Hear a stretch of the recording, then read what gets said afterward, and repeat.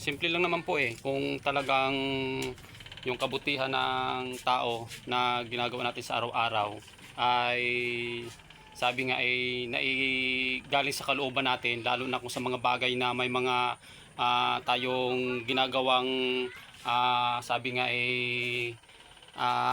kabutihan at yang sa ating trabaho ay kung tutuusin makikita natin na kung talaga tayo ay sabi nga ay pinagpala at may napanalunan tayong isang bagay na ito yung sabi nga ay pagpapala sa mga taong ginamit niya or sa mga ginawa mo sa pang-araw-araw na sabi nga challenge, tayo ay nanalo ng isang bagay, ay siyempre sila yung gagawa ng paraan para lalong tayo ay nagsisikap na tayo ay makaklaim at hindi na tayo yung sabi nga na gagawa pa ng tayo yung pagmumulan. Sila yung gagawa ng paraan para ma-claim ng isang nanalo o ng isang pinagpala o may tao mang grupo na nagbigay. Silang gagawa ng paraan na para ma-claim ng tao na gusto nilang tulungan o ng tao na nanalo.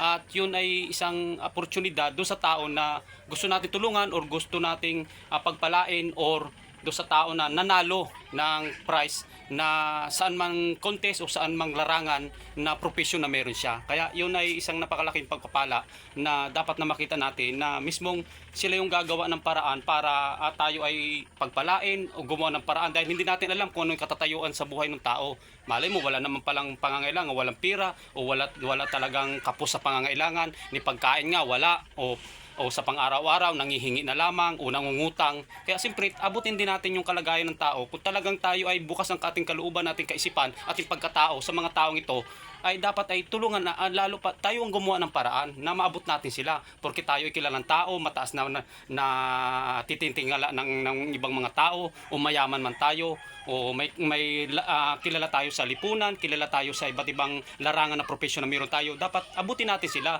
dahil tinawag tayo diyan na lalo pang higit na tayo dapat ang umabot sa kanila, sa mga taong ito. For example, kagaya ko rin bilang isang mamamayan na nag-aanap ng pangangailangan sa mga nangyari sa akin, nawala yung mga points ko, dapat abutin nila. Dapat silang gumawa ng paraan dahil nawala na nga yung points mo na dapat, tapos mayroon pang oportunidad na naman na ganito na parang ikaw pa rin yung gagawa ng paraan na parang abutin yung ganung bagay, ay wala ka na nga, bagsak ka na. Kailangan mo na ng tulong, kailangan mo ng i-rescue, kailangan mo ng abutin ka ng mga taong ito. Ay ikaw pa rin ang gagawa ng paraan. Ay tayo yung mga kilalang tao na dapat makita natin yung kalooban natin doon sa mga taong ito na bukas ang ating kaisipan, ang ating puso para sa kanila.